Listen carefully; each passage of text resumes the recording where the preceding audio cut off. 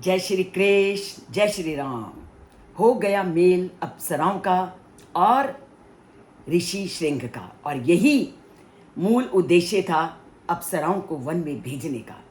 अब दोनों आपस में बातचीत कर रहे हैं।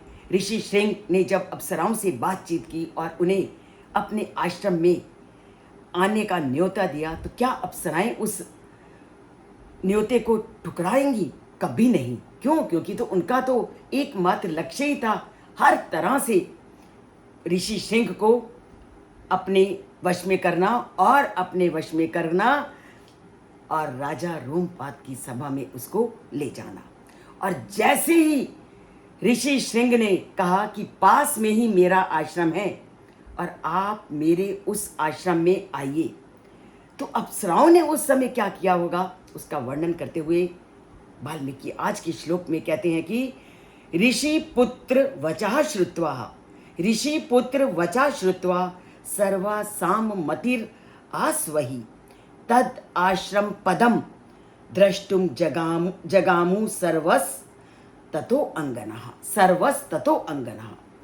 जैसे ही ऋषि श्रृंग के मुख से ये वचन निकले कि मेरा आश्रम पास में है, तो आइए उस आश्रम में आइए और वहां मैं आपका विधिवत स्वागत करूंगा।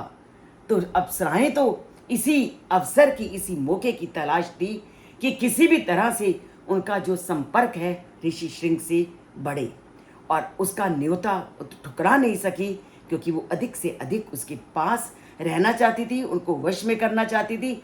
इसलिए जैसे ही उसने कहा, ऋषि श्रृंग जी ने कहा कि मेरा आश्रम पास है, तो बड़ी खुशी के साथ उन अप्सराओं ने उसके उस न्योते को स्वीकार कर लिया और तद आश्रम पदम द्रष्टुम जगाम, और उनके मन में पूरी तरह से ये इच्छा उत्पन्न हुई कि हम तो उस आश्रम को देखने के लिए जाएंगे।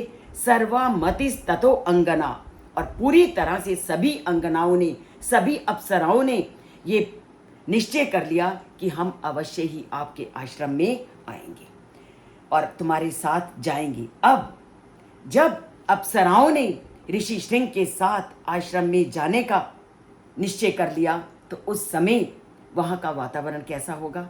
उस समय दोनों में, सभी अप्सराओं में और ऋषि श्रृंग में क्या वार्तालाप होगा?